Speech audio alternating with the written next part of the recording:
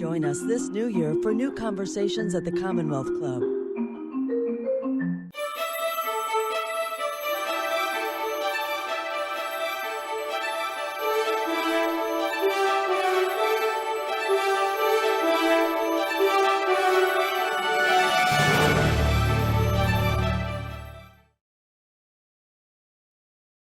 Welcome to the Commonwealth Club. I'm George Hammond, Chair of the Humanities Forum, which organized today's event.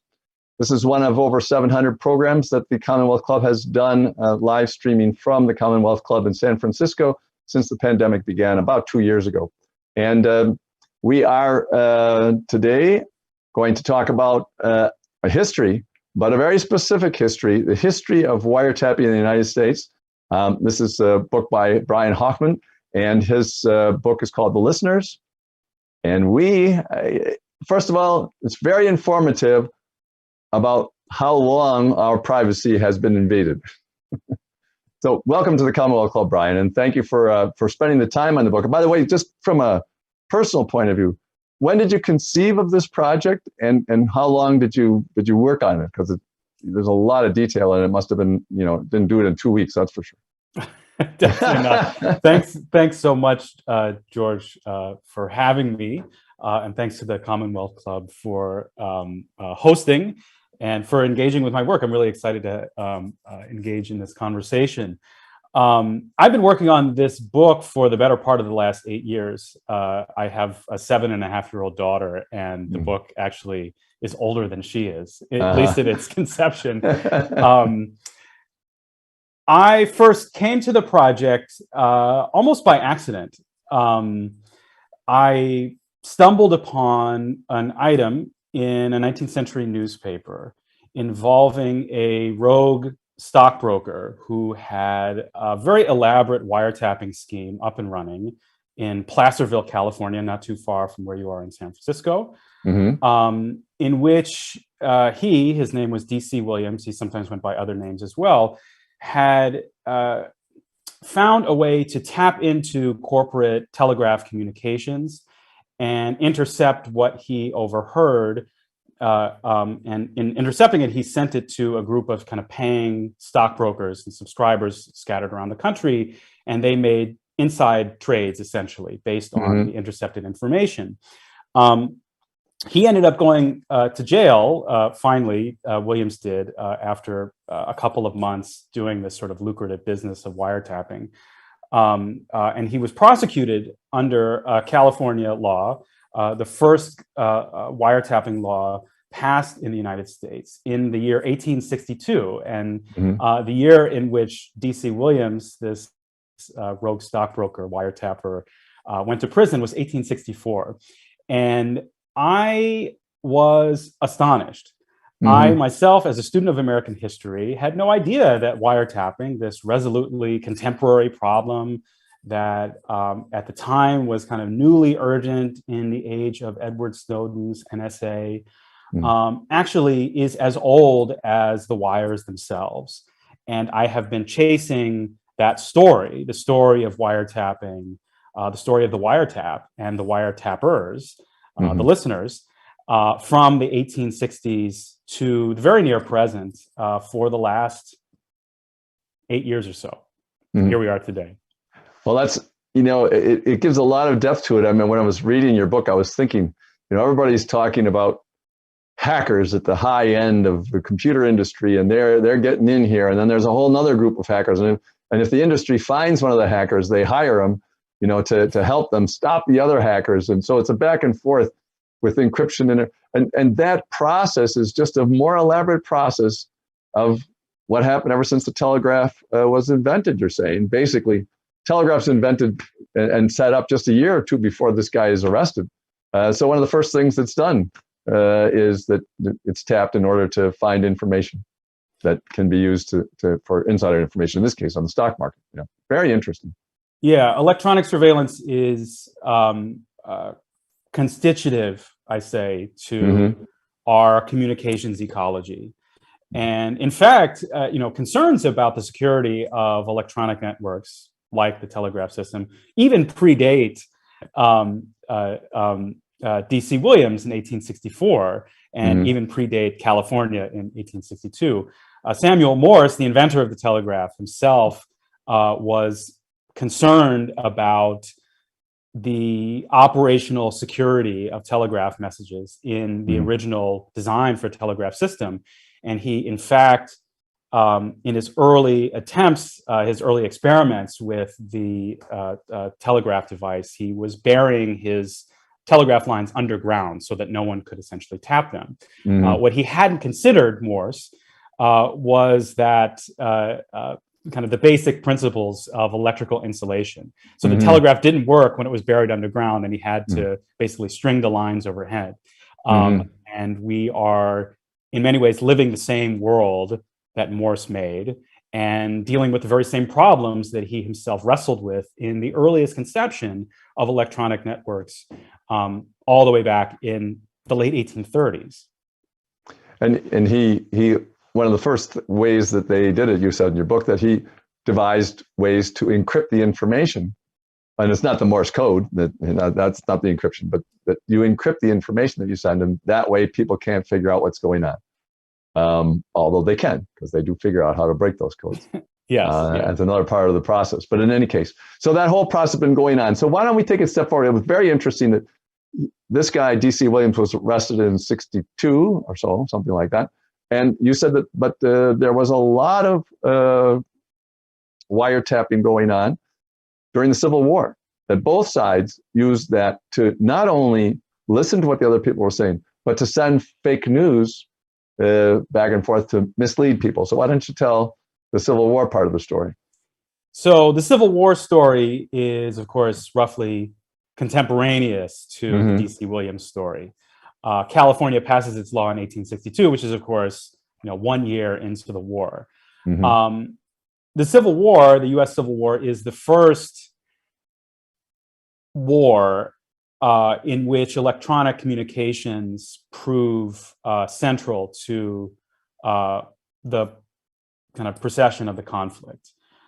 Historians have been interested for decades in the role of the telegraph and of the Civil War Signal Service in the outcome of the war between the states. As soon as military telegraph lines are up and running, military signal operators on both sides of the conflict are beginning to tap those lines using small portable devices, portable wiretap devices known as pocket sounders. It turns out that the Confederacy had far greater facility with wiretapping than did the Union. That's mostly because the Union itself had a far more robust communications network in play. So there was a lot more, there were many more wires to tap, in short. And word of the ingenuity of the Civil War wiretappers becomes very quickly the stuff of legend. After the war, the wiretappers on both sides of the conflict, interestingly, are kind of celebrated as heroes for their ingenuity, for their daring on the battlefield. And word of their ingenuity, in fact, travels across the Atlantic. And in the United Kingdom, you can find kind of extraordinary accounts of Civil War wiretapping as late as the late 1860s. In those days, the British referred to wiretapping as wire milking, and wiretappers somewhat improbably as milkmen.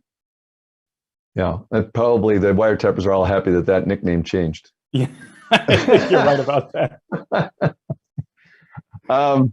So that's the genesis of this, and with telegrams. So then there's an invention, the telephone comes along, right? And that changes things. It was interesting how each piece of technology shifts the argument a little bit. So the late 19th century, we're talking about the telephone, and I guess the first thing that people wanted, well, first of all, it was used by very few people when it first got started. Yes. And as you say, something that came up later, there wasn't a lot of expectation of privacy in the early things. So why don't you talk about how that issue was not even on the table? But that's not really what people were focused on at all. So as soon as telegraph lines are up and running in the United States, wiretappers are tapping them. And as soon as telephone lines begin to reach a kind of saturation point in urban spaces, cities like New York, Chicago, Washington, D.C., lines are getting tapped, both by law enforcement and by private operators. There isn't much concern, however, at least at first, on the part of ordinary telephone users about the threat of eavesdroppers. And this is mostly because, as you say, as you indicate, and I talk about this at length in the book, the expectation of privacy isn't necessarily in place. And that has to do with the unique operational features of the early telephone system.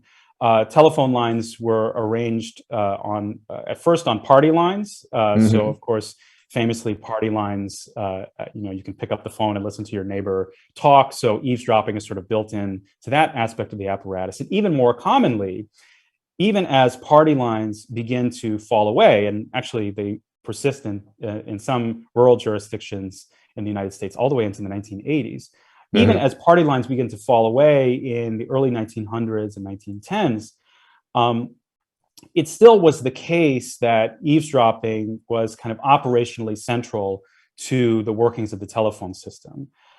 Whenever an operator made a connection, the expectation on the part of AT&T or other regional providers was that the operator, of course a woman, would listen for 10, 15, 20 seconds to ensure a stable connection.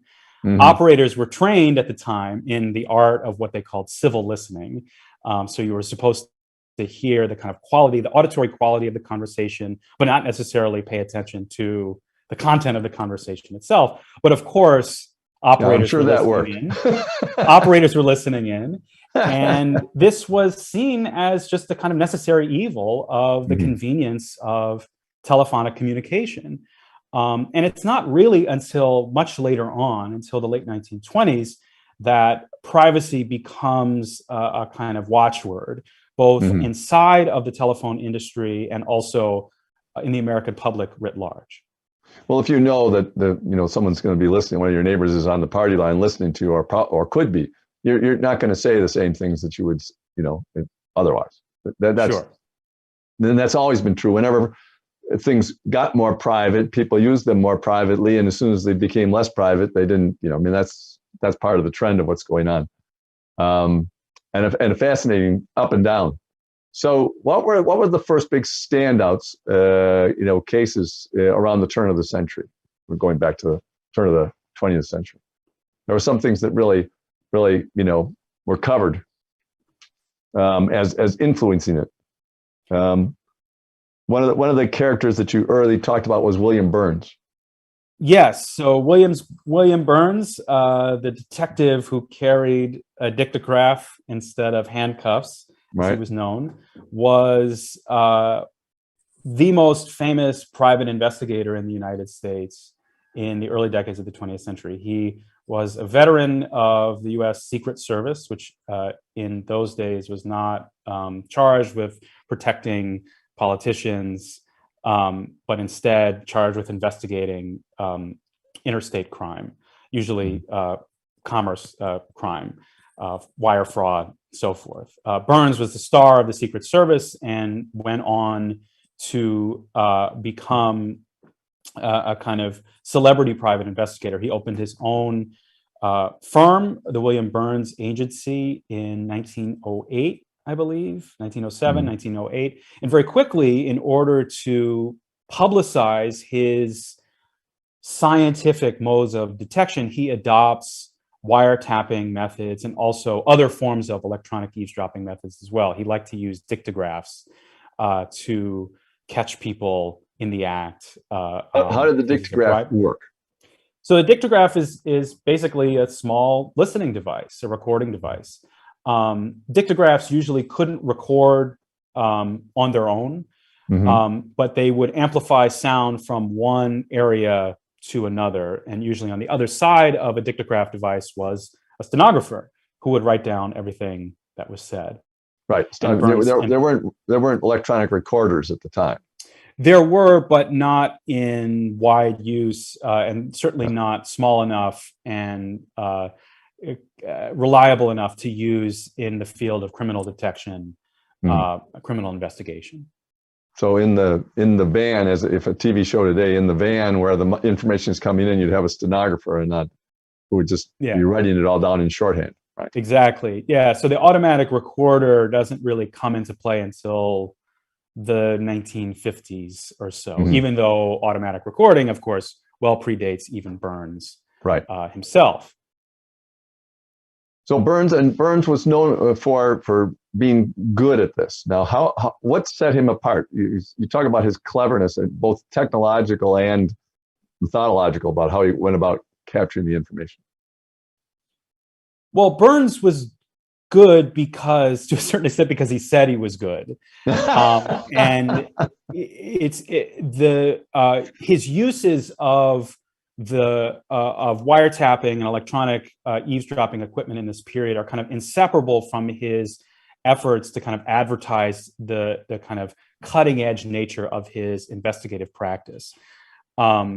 He liked to kind of tout that he was using these new methods of criminal investigation, even if at times they weren't necessarily effective or certainly even legal in some jurisdictions. And this is an important kind of lesson. Burns is one of the first, I think, to kind of show it, is that oftentimes law enforcement entities, authorities use these methods, new methods of electronic eavesdropping, electronic surveillance, in order to kind of publicize their efforts, to make them seem more efficient, more effective, when at times there are other ways of conducting investigations that are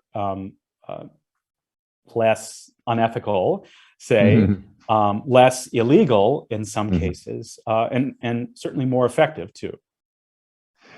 Interesting that you talk about wiretapping at the time was considered a dirty business. Like this is just something we ought not to be doing as a society or whatever. That a lot of people, that's what they felt about it.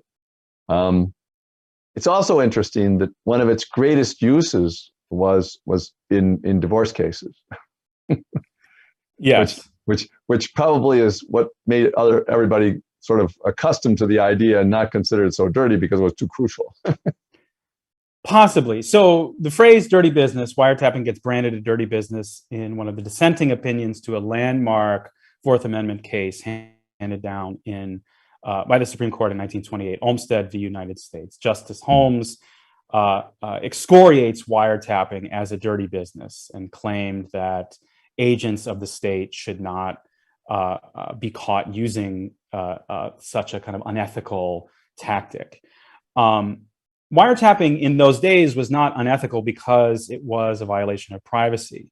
It was instead unethical. It was dirty because it was associated with the criminal element. And this is an important finding from my book, and a kind of important storyline in pretty much the first 2/3 of it. For the first several decades of the history of wiretapping in the United States, the individuals, the entities that are conducting electronic surveillance efforts aren't agents of the law, but in fact, criminals, con men. I've uncovered sort of amazing cases from the 19th century of electronic criminals who were interested, like D.C. Williams was, in kind of rigging the stock market to their benefit. Also, wiretapping was really, really common in the late 19th century in attempts to defraud horse racing pool rooms. As soon as racing results are transmitted via telegraph, it means that it's really easy to get the results before the betting parlor does. And this was a kind of form of crime that was pervasive, not especially common, but constantly talked about in the late 19th century and the early 20th century. There were kind of outsized fears about this new criminal class that had the electronic wherewithal to defraud the working of the nation's economy, dependent as they were in those days, as they are now, on electronic information. This really cements a kind of association, a kind of cultural and political association between wiretapping and crime, between wiretapping and a kind of unethical, kind of dirty element. And it takes quite some time, it turns out, for Americans to come around to the idea that it should be the law enforcers rather than the lawbreakers who get to use the tactic. One of the interesting points you make is that when you talk about how wiretapping was used to try to break up the mob, was that the organized crime used wiretapping of the police phones first. Yes. Before the police turned it around and started going back at it. And you have a phrase in there: to catch a crook, act like a crook. This is another example of this same kind of association between wiretapping and criminal activity.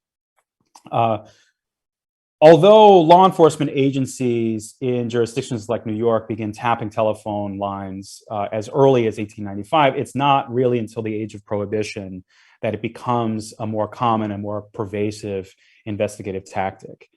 But even then, law enforcement is sort of doing the dirty business that the criminals were already doing. The Olmstead case emerged out of an attempt on the part of the Seattle Prohibition Bureau in Washington to take down one of the largest bootleggers in the country. His name was Roy Olmstead. Olmstead, like many bootleggers, relied on the telephone to facilitate his operations. So obviously, tapping his phones was a kind of easy, if illegal by Washington state law at the time, way of bringing him down. But at the same time, even before the Prohibition Bureau gets wise to tap the bootleggers' telephones, the bootleggers themselves are monitoring, it turns out, as I've discovered, law enforcement telephones themselves, because it turns out as well that law enforcement is using the telephone just as much as the bootlegger. So there's a kind of interesting back and forth between this criminal element exploiting the nation, kind of vulnerabilities in the nation's communications infrastructure, and law enforcement entities and also private entities kind of working to catch up. I mentioned the thing about hackers being hired. Part of the William Burns story that I found interesting was that in 1916, he's in this case and he's made himself famous already, and he gets even more famous. But in the end, he's hired to run the U.S. Bureau of Investigation, which is the earlier name for the FBI, as you point out. So he was like a hacker brought in to run the investigation of all the crooks. And he must have been in charge just a little bit before J. Edgar Hoover got the job, right? Yes, and what's interesting, given Hoover's well-earned reputation for dirty and illegal tactics, particularly surrounding techniques of electronic surveillance, Hoover was brought in 1924 to kind of clean up William Burns's messes, his dirty acts. The ACLU believed that the Bureau of Investigation had essentially become lawless under Burns's, oversight. And that had to do with, in many cases, the fast and loose way that Burns played with the law, and using his legion of private investigators for his own, the Bureau's own public purposes, and also the Bureau of Investigation's early uses of electronic surveillance as well. The first time J. Edgar Hoover, ironically enough, goes on record about the issue of wiretapping and electronic surveillance, it's to denounce it as an unethical practice. This is in the late 1920s. And he basically claimed in those days, when Hoover was a little more straight-laced, that the Bureau would not indulge in such behavior. We now know, of course, a very different story. It's fascinating. I mean, that's one of the great things about, detailed, accurately done history is that you get a completely different viewpoint on something. To think of J. Edgar Hoover as the white knight coming in to rescue the FBI's reputation is pretty far-fetched to anybody from my age, group. Really, quite, because when we were young, he was still in charge, and that's not how he was seen at all. Certainly not. No. So Burns tried, to use his techniques in favor of the U.S. government taking down criminals. People are still thinking that this is a criminal way to deal with things and we shouldn't do it. But of course, facts on the ground almost always change what people think. And you have a great thing from the 60s, but we'll get to that later. So in the 20s, there's, the result of the boom and all that kind of stuff. But then there's the Depression, and there's also the whole Prohibition issues. So why don't we talk a little bit about Prohibition? Because, as you said, it was used a lot for that. But that was a big experiment that eventually everyone said that really wasn't worth it. And it seemed to have both corrupted the police and the criminals just to deliver alcohol, which is going to be delivered anyway, no matter what you do, more or less. So why don't you talk a little bit about that? How did your history of the wiretapping portion of it play into that big picture? So Prohibition is controversial from the beginning. Mm-hmm. It's one of the great experiments, the great failed experiments of federal government governance in our nation's history. And wiretapping is an important part of it. I mentioned earlier that it's really in the age of the Prohibition that the wiretap becomes a kind of investigative tool on the part of law enforcement. But it very quickly, particularly after the Olmstead decision in 1928, in which a 5-4 court narrowly decides that wiretapping is constitutionally permissible. The wiretap very quickly becomes a kind of symbol of the evils of law enforcement in the age of Prohibition and the excesses of the nation's war on alcohol. You really start to see this in the late 1920s and into the 1930s. An important document in this moment that's kind of inseparable from the Olmstead case is the so-called Wickersham Commission report. This is a government commission formed to kind of investigate law enforcement among other aspects of the Prohibition experiment. And I believe it's the 11th volume or the 12th volume of the report is about illegal police tactics. Wiretapping was among several common, it's probably the most extreme, but and least common, but form of police abuse that was kind of noted in the committee's work. Among others are uses of what was known as the third degree, which is sort of like torture methods to interrogate suspects, warrantless arrests, entrapment, and other forms of overbearing and at times illegal police behavior. Prohibition created a kind of breeding ground, the committee found, for this type of work, and the wiretap was an important part of that story. I think this leads to the question of whether wiretapping was effective in the age of Prohibition. And it was, at least according to the government. We don't have great statistics prior to Prohibition as to how many lines the Prohibition Bureau, among other agencies, were tapping in the service of the war on alcohol. And also, as I note in the book, the statistics that we have on the record after Olmstead in 1928 are somewhat reliable. But regardless, the party line, at least on the part of a pro-prohibition faction in Congress, the so-called dry faction, was that this was an effective way to bring down bootlegging syndicates. And in fact, Olmstead was the great case in point. It was the largest case in the history of prohibition. They indicted more than 90 suspects. All that said, the experiment was still a failed experiment. So the question of whether it's worth it, I think we know that it wasn't. And so this, I think, is the first instance of a rule of kind of history that I tend as a kind of refrain in my book, that while wiretapping and electronic surveillance help kind of bolster the profile of a crime war, while wiretapping and electronic surveillance sometimes even make investigating crime, particularly crimes like bootlegging or drug dealing, more effective, it doesn't make the war on crime winnable or even worth fighting at all. I'd like to remind our live stream audience that if you have any questions for Brian, you can send them in on the chat and we'll ask them.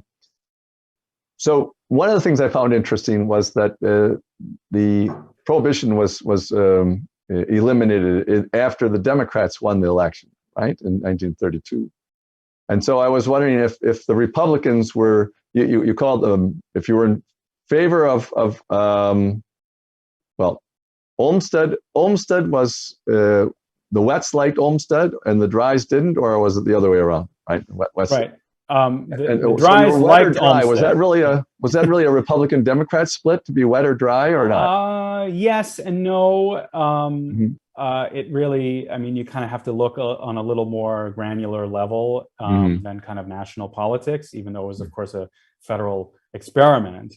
But generally speaking, the dries were for electronic surveillance, for the government's ability to use techniques like wiretapping in the investigation of cases, and the wets, who were against prohibition, were against wiretapping. Well, you said something really interesting about FDR's, or wrote about something really interesting about FDR and the Justice Department, and everybody used that he had a secret approval of using wiretaps when they were illegal in the 30s. And this wasn't anymore about prohibition, but it was for other crime. And when they began to think about making it legal, that they all gave their affidavits that it would be a great idea and it would be very helpful and so on and so forth, as if it didn't exist when they knew it existed the whole time. And that's just shows politics doesn't change much, but it's still a very interesting viewpoint. Again, gives you a different viewpoint on the president and his leading cabinet members than we try to remember them by. So what you're referring to here, this is a really interesting case that I track in the book across the book's third and fourth chapters. Olmstead ignites a firestorm, both about uses of wiretapping and also about the excesses of prohibition. And in 1934, Congress passes what's known as the Federal Communications Act, Section 605 of which makes it illegal to intercept and divulge communications by wire. From a certain perspective, from the Supreme Court's perspective in the late 1930s, in two landmark cases, Nardone v. United States of 1937 and Nardone v. United States of 1939. Confusingly, these are two cases kind of retried and reappealed about the same person, Frank Nardone, who was himself a bootlegger after Prohibition. The court rules that it is in fact illegal to intercept and divulge communications by wire. There's a lot of backroom hand-wringing on the part of the authorities over what the court means by whether it's illegal or is it illegal to intercept and divulge communications. And the word that's really important there is the word "and." Is it illegal if you intercept communications and then don't divulge them? Is the illegal act just the interception or the divulgence? And do you have to both intercept and divulge Or you're not illegal. Yeah. Or you're not illegal. These are like the great semantics of legal history. This is why you go to Roosevelt. law school. Yeah, this is why you go to law school, or you become an English To professor. understand the word "and," Right. So Roosevelt, as soon as the 1939 Nardone decision is handed down, kind of steps in, and he sends a notorious memo in 1940 to his attorney general that basically says the court, it's kind of overstepped its bounds.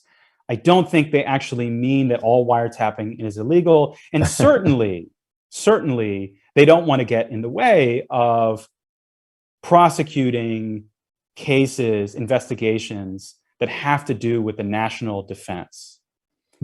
And this became known as the Roosevelt Doctrine, and the FBI, among other government agencies, seized on it in the 1940s and the 1950s. The same FBI running by J. Edgar Hoover, who was against it before, right? Basically, the idea was that, one, it was legal to intercept communications, to tap a telephone, as long as you don't divulge the intelligence you've gleaned from that wiretap in a court of law. And also, it's entirely legal if the attorney general approves you to tap a telephone, plant a listening device, if it's done in the service of a national security investigation. This then opens the door to a kind of black record of abuse on the part of the FBI and other agencies. And it all has to do with this one memo that Roosevelt writes in 1940. And one of the first tests of it is a case I hadn't heard about. I thought that was just fascinating. Judith Copeland, one of the early spies, and you listed her with Rosenberg and so on and so forth, but at least I hadn't heard of her, and it's because she wasn't found. She was let off in a way because of the technicalities, but she also was guilty. I mean, it was very clear that she had done this. So why don't you tell her story, because we need to rescue her from obscurity. So she's not as obscure as I think you're making it out. I mean, she's certainly not as famous as Ethel and Julius Rosenberg, or Klaus Fuchs, their collaborator. But Judith Copeland, I've learned that's how her name is pronounced, was one of the notorious kind of cases of early communist espionage in the United States. Copeland, a graduate of Barnard College, was a kind of mid-level government employee. She worked in the Justice Department in Washington, and she had access to the FBI's kind of counterintelligence briefings, basically what the FBI was doing to kind of root out communism. She's recruited, Copeland is, to the Soviet cause sometime, we think, in 1947, 1948, and for the better part of a couple of years is actively feeding information to the Russians about the FBI's counterintelligence activities. She's found out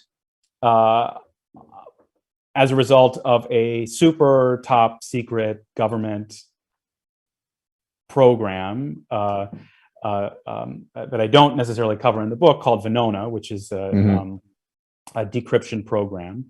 And very quickly, the FBI... They're decrypting information they're getting from the Soviet Union that gave them the information. on international telegraph cables.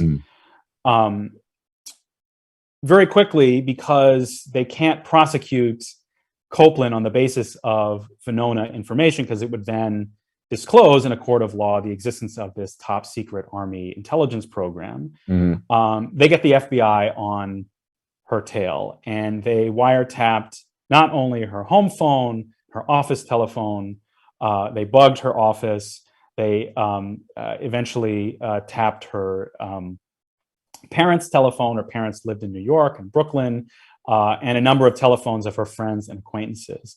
All told, they're about... Right? What's that? And her lawyer eventually. And her lawyer, yeah.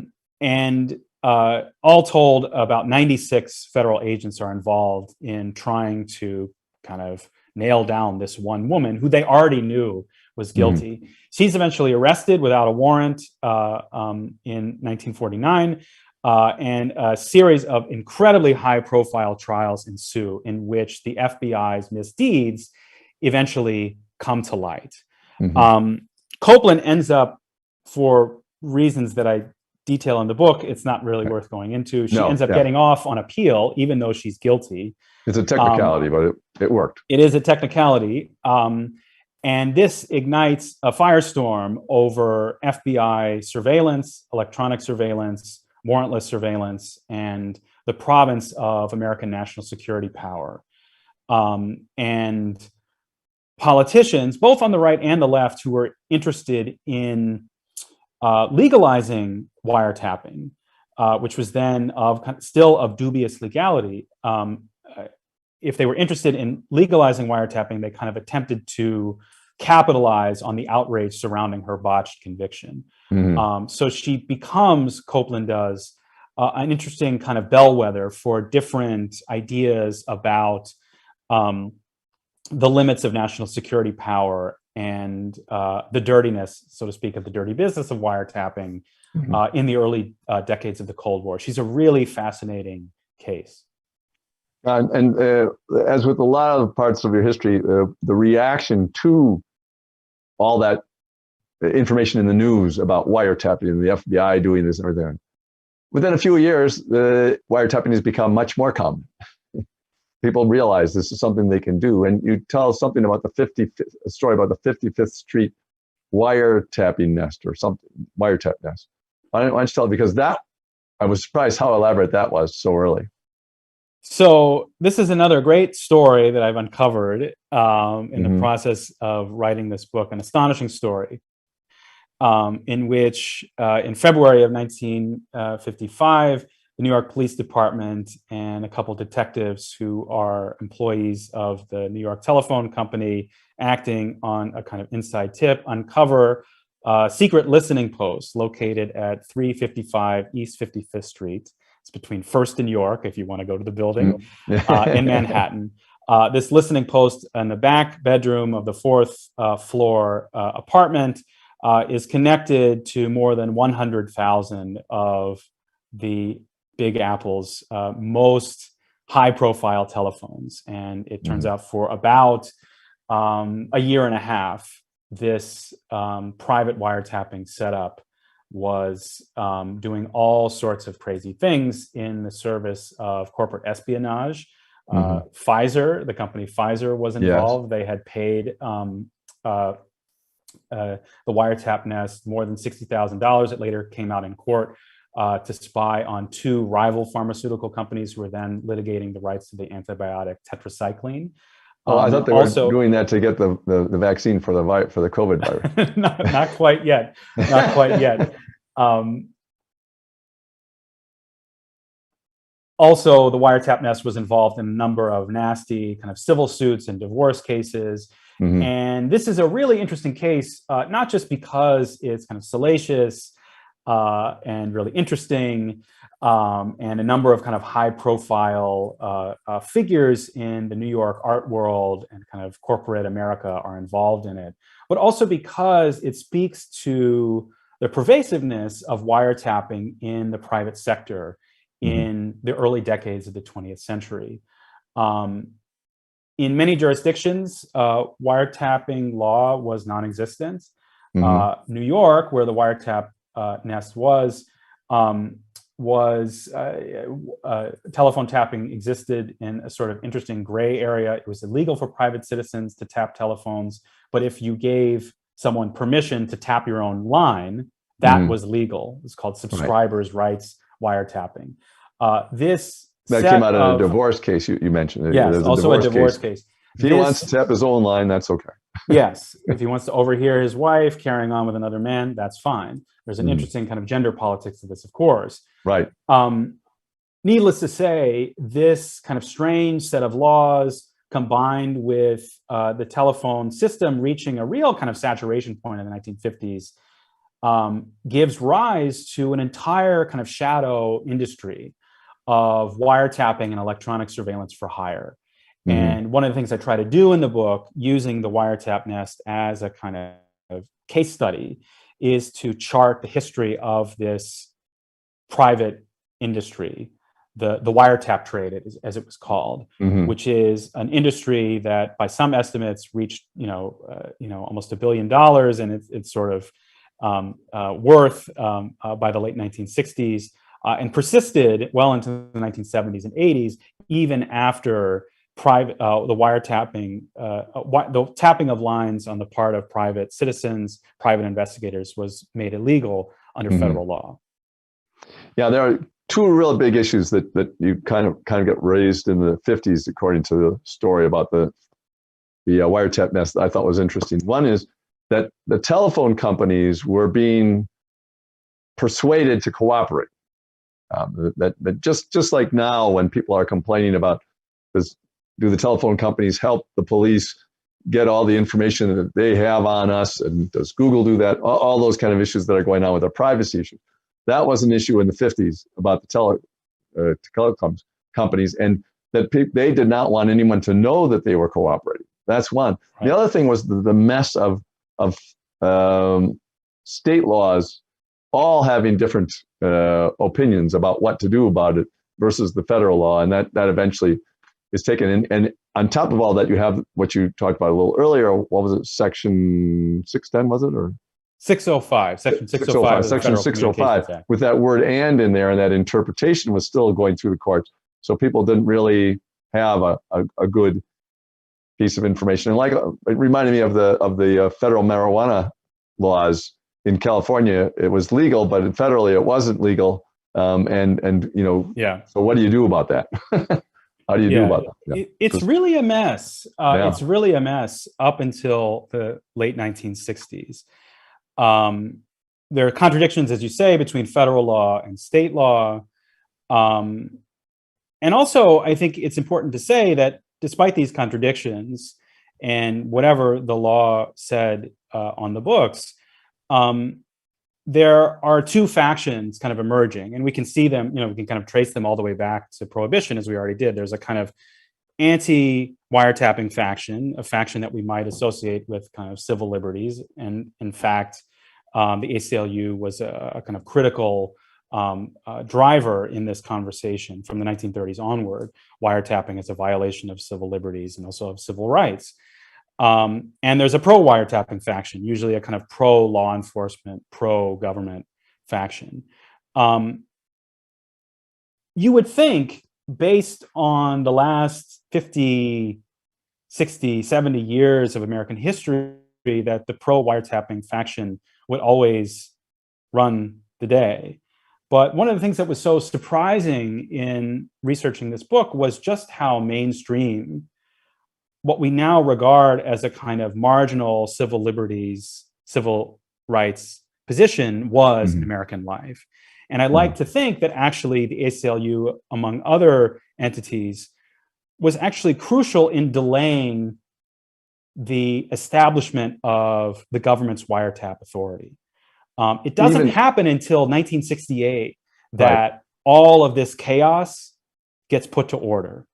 And I think it's critical to note just how important ordinary Americans were in pushing back against the intrusions of government and technology in the early decades of the 20th century, well into the 1960s. And there's a real shift in the late 60s as a result of the rise of the so-called law and order coalition.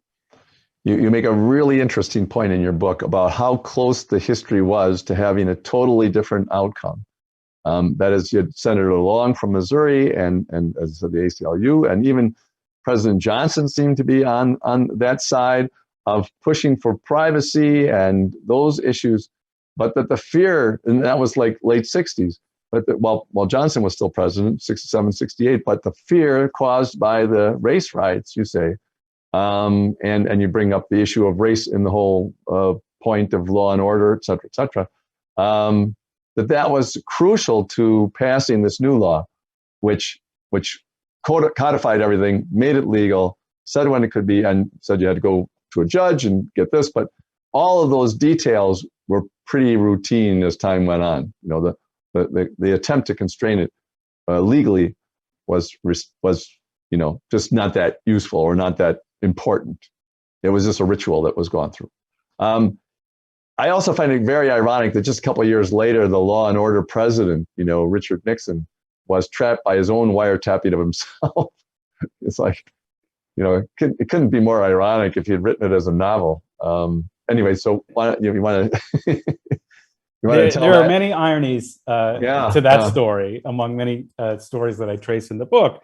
Yeah. I think the story that the listeners here may be less familiar with is the first story that you gestured towards here, that I trace in the book, which is the story of this almost passed Right of Privacy Act in the mid-1960s.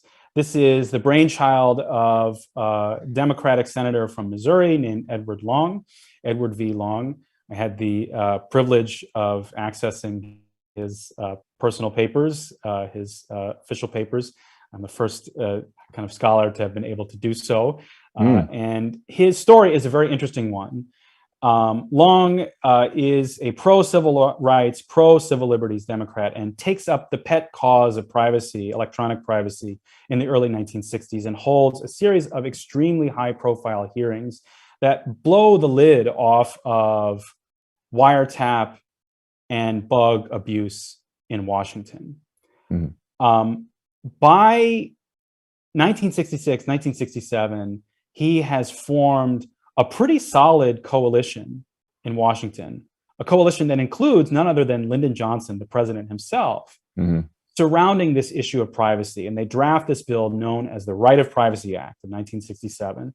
And this is an act that would have, were it passed, banned wiretapping for good on the part of law enforcement, particularly in criminal investigations. The Right of Privacy Act notably left the question of national security unanswered, but at least in terms of wiretapping for routine criminal investigations in the hands of police detectives in municipal jurisdictions, in state jurisdictions around the country, it would have wiped it out for good. Long ends up disappearing by the end of 1967. And by 1968, the political atmosphere has shifted all the way to the other side in a kind of dramatic whiplash fashion. And the question is, what happens? What happens between Long's Right of Privacy Act in 1967, early 1967, and the passage of Title III of the Omnibus Crime Control and Safe Streets Act of 1968, which legalizes wiretapping for law enforcement under judicial oversight? Well, what happens in between those two signposts is the long, hot summer of 1967 and the explosion of the nation's streets into racial unrest. And by 1968, it was basically untenable for Long's position to exist. And it became critical both for Democrats and Republicans in Congress to get behind a bill that empowered law enforcement in any way, shape, or form. This is a product of a panic over crime, a panic over a kind of nation in chaos, and also a panic over race. So race is a really central part of this story. The last thing I'll say about this, just to kind of illustrate this last point, is the architect of the Federal Wiretap Act of 1968, which is the kind of pet name of Title III of the Safe Streets Act. This is the act that legalizes wiretapping electronic surveillance for police under judicial oversight. The architect of this law is an Arkansas Democrat, kind of law and order Democrat segregationist named John McClellan. And McClellan, in order to whip up support for this new piece of legislation of legalizing wiretapping, is quoted on the floor of the Senate as saying, like, we need this to clean up our nation's streets, and we need this in particular to root out these Black radical organizations like the Black Panthers who are causing the chaos, the unrest, these riots in the first place. How it is that a wiretap is going to stop a riot from happening, no one really asked that question in the period. No. But McClellan's argument won the day, and his kind of dog whistle calls for wiretapping as a kind of routine crime control device were critical in passing this law that was, as late as like 18 months prior, totally unthinkable. And we still live in the world that John McClellan and the Law and Order Coalition of the 1960s made. By far, numerically speaking, the number of telephones that are tapped in this country today are done under the aegis of this same 1968 law. It's changed a couple times, it's been amended over the years, but it's the same structure, it's the same general idea. And it is a real result of this shift toward law and order, toward empowering law enforcement. And that's why I see, and this is a kind of central argument of the book, that it's really the rise of law and order politics that helps to normalize and institutionalize the practice of wiretapping in America. And it really took a century to get to that point. Yeah, I think you make another good connection too, because you talk about the race riots leading to that reaction against the whole privacy issue and in favor of law and order, also led to Nixon's election.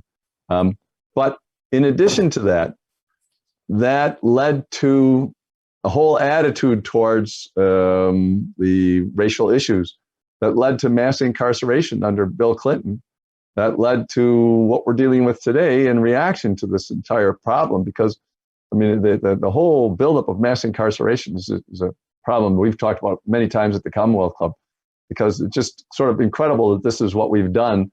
And it's all, and the war on drugs, again, might just be not so much against drugs as it is against, against this racial issue that's been going on, or at least it does double duty in any case. I think you made that connection very nicely.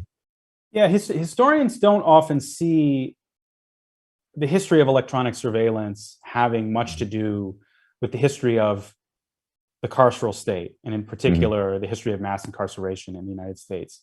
But the connection between those two storylines is right there in the laws themselves. This law that I alluded to earlier, it's a really important law, and it's a really important story in the second half of my book, is the Safe Streets Act of 1968, the Omnibus Crime Control and Safe Streets Act of 1968. This is the critical law that permits the government to tap your telephone under judicial oversight. It just so happens that this is also the law that historians look to as the beginning of the beginnings of the mass incarceration problem. Historians like Elizabeth Hinton and many others have looked to the Safe Streets Act as this critical moment that calcifies law and order as a mainstream political position in the United States, and also gets the federal government into the business of crime control, which was up until that point really a matter of the states, on a scale that is unfathomable, even from the perspective of prohibition. So wiretapping and electronic surveillance are a really important part of this story. And the far right kind of Southern Democrat segregationists figures who were a part of the passage of this law, which Johnson himself signed in June of 1968, they saw empowering law enforcement to tap citizens' telephones and use electronic surveillance and use the fruits of electronic surveillance in a court of law as the critical piece of the legislation. We don't really see these two things as having anything to do with each other today, but I think we really need to think about how they're intertwined. I think that leads a different story. It does. And one of the things that I thought, there's a tangential aside, but it's on the same point of how intertwined this was. You already mentioned Harold Lipset as one of the characters here, as a wiretapper. The fact that he was an advisor to the Watergate Committee, at the Senate's Watergate Committee, at the same time that he was an advisor to Francis Ford Coppola's movie, The Conversation with Gene Hackett, which is just Hackman. Hackman, yeah. Not Buddy Hackett. that at the same time, that's just kind of a fascinating glimpse of 1974 in our history, basically. That he would do the same. That he had influence over both of these issues. Yes, and I think that speaks to an important through line in the book.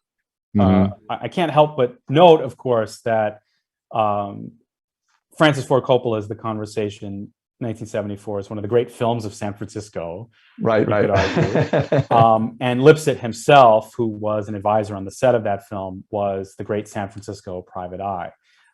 He's inseparable from the history of your city. I'm here in DC in the 60s and in the 70s. But this speaks to some other through lines, I think. The fact that wiretapping and electronic eavesdropping are kind of perennial points of fascination in American popular culture. And this yields some kind of surprising connections. Lipset is one. There are a number of others that I trace in the book, the extent to which popular culture, popular artifacts from wire thriller dime novels of the late 19th century, early 20th century to David Simon's The Wire of the early 21st century, all revolve around wiretapping and a kind of public fascination with the doings of those who are listening in. This is, I think, an important point to make because we like to think of wiretapping and electronic surveillance as things that are secret. They go on behind closed doors, but actually they're right out there in the open. And I wanted in the book to take seriously the kind of public knowledge that culture creates. And I think culture helps to drive this story as well. Well, we have one question that just came in, and it is about The Conversation, the movie The Conversation. So I love The Conversation. Happy to talk about it. But yeah, I have 2 points we want to cover before we finish, so we'll move this. But the question is from David Grossoff, and he says, "What does Mr. Hoffman think of the movie The Conversation? Do you think the depiction of an ex-FBI wiretapper as a tormented Catholic is true to the demographics preferred by Hoover's FBI?" So I don't believe in the film that Harry Call, Gene Hackman's great character, is labeled as ex-FBI. But there are some other connections that I would note here, just offhand. I should say, and I've already said this in case this didn't come through, that I love this film. It's like, one of my starting points. And in fact, to kind of get myself motivated to have this talk here today, I listened a little bit to the soundtrack. It kind of puts me in the I think mood. Gene Hackman said it's his favorite film too. Oh, it's such an amazing It's his favorite movie. that he was in. He said it was his favorite one. It's also a great art film as well. It's a kind of anomaly in Hollywood cinema for the 70s. The Catholic angle is really interesting to me. There is a strange kind of through line that only a kind of paranoid historian such as myself could detect of the relationship between electronic surveillance on one hand and American religious life on the other. This is a history that stretches back to one of the earliest wiretapping scandals in the country, 1916. This is a case in which William Burns, the aforementioned William Burns, the great detective with a detectaphone, was involved, in which the mayor of New York City had tapped the telephones of 5 Catholic priests, and runs all the way through the 1950s with an amazing character who I trace in the book, Jim Voss, J. Arthur Voss, who was a wiretapper for the mob. He worked for the LA mobster Mickey Cohen, and then had a kind of crisis of conscience and crisis of faith, and was reborn at a Billy Graham tent revival. And Billy Graham, the evangelical Billy Graham, made a best-selling kind of blockbuster movie about his life in 1955 called Wiretapper. And there are many resonances between Graham's 1955 film Wiretapper and 1974 Coppola's Conversation. Coppola himself was a devout Catholic, and also, you may be interested to know, tapped his own first telephone at the age of 12, as many of those who were had a kind of facility with wiretapping, electronic surveillance, all did. Yeah, it's very fascinating. And for those who read the book, there's so many details about how this interacts with our pop culture, in addition to everything else that's going on. And I loved your talk about the wire and everything. Fortunately, we don't have time for all that. There's two things that I want to finish up with is one, the Brent Scowcroft memo from 1992. And you're just reading the names of who he wrote it to. You know, at that time, the Secretary of Defense was Dick Cheney. The Attorney General was William Barr, the William Barr that just finished being Attorney General under Trump. And the CIA Director, Robert Gates, who was also the CIA Director for a long time. And he wrote this in 1992. What do we need to do to make things go the way we want? We have to force the telephone companies with their new technologies to give us access. You know, right now they call it create a back door, right, to be able to get in. And that was a 1992 thing, which was that group's reaction to the fact that they were losing their ability to wiretap because the technology was changing off of lines to this electronic thing, and fiber optics doesn't allow it. So you can say a little bit about that, and then we'll talk about Martin Luther King. Sure. So the law you're referring to, or the memo you're referring to, is a critical piece in a much broader story that the book traces. The lead up to a very important law that's passed in 1994, known as the Communications Assistance for Law Enforcement Act, or CALEA. CALEA is a law that basically required the telephone companies, who were at that point recalcitrant in a newly competitive market. It basically required them to make their infrastructures, their equipment, their new technology surveillance ready. It basically, to use your language, required the telephone companies to create a backdoor. This was the product of a long and dirty campaign that the FBI put together in the 1990s. They called it Operation Root Canal, which was a kind of public campaign designed to convince the American public, convince Congress, that the authorities in this new communications age after the breakup of the Bell system were playing the wiretap game from behind, and essentially had lost the ability to conduct electronic surveillance. We now know, historically speaking, that wasn't exactly the case. There are some really important cases that speak to this. And it is the case that the government did need help. But this is a landmark piece of legislation that's kind of now been forgotten in our post-2001 moment. And as you say, many of the players who later become important in the kind of post-2001 America were an important part of that story.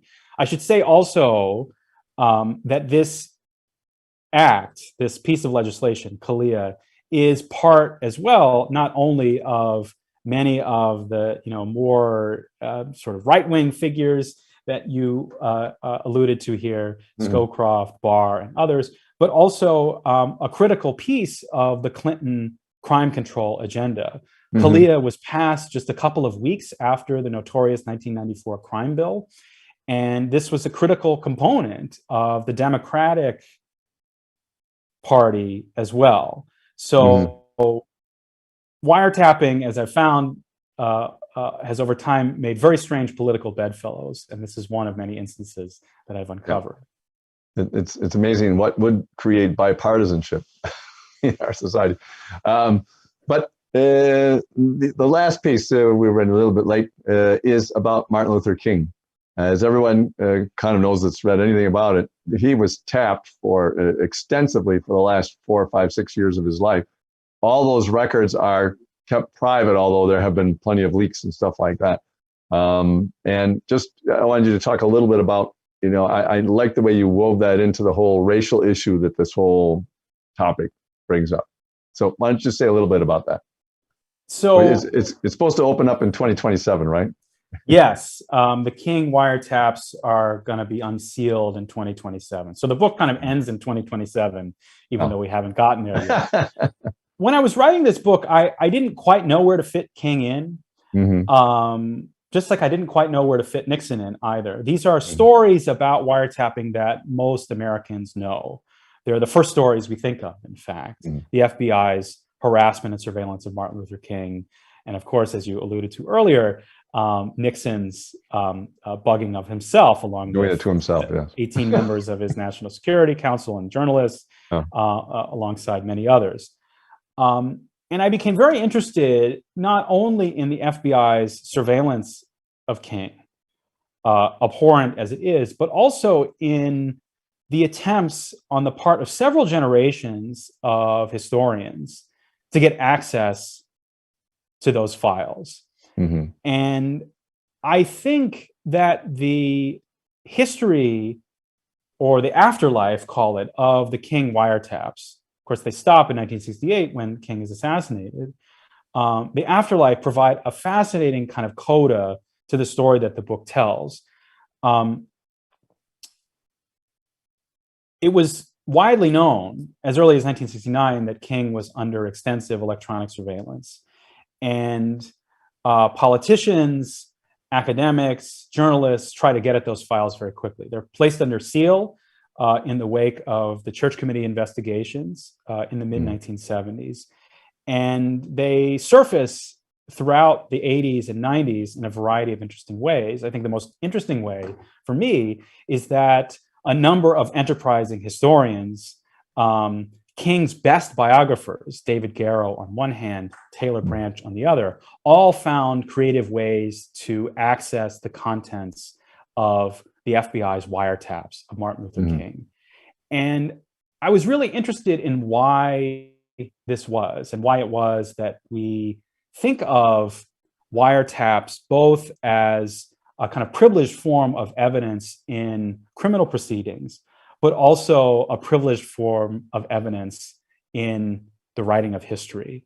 Historians like me love FBI files. We love electronic records. But what are the ethics of our attempt to access them? And what does it say that the same year, or almost the same year, that Jesse Holmes, the notorious segregationist senator, is holding up King's redacted wiretap transcripts in front of Congress in order to prevent, this is 1983, Martin Luther King Day from becoming law. And at the same time, one of King's great biographers, David Garrow, is using those same wiretap transcripts to write one of King's most authoritative biographies. Of course, Garrow has very different aims in mind, far more noble, of course, than does Helms. And I'm not here to cast aspersions on two of the kind of luminaries of the American historical field, Garrow and Branch, but I do think that they are representative of a kind of authority that we ascribe to electronic surveillance records. And I thought that it was a neat way to kind of trace that history at the end of the book into the present, and also, as we say, into the future, since they'll be unsealed in 2027, and who knows what's going to happen when that happens. Well, that's a great place to end. There's lots more details in the book, The Listeners by Brian Hochman. Thank you very much for talking to us about all the history that you uncovered. And so ends another event at the Commonwealth Club in its 120th year of enlightened discussion. Thank you very much for joining us. Hope to see you again. Thanks so much.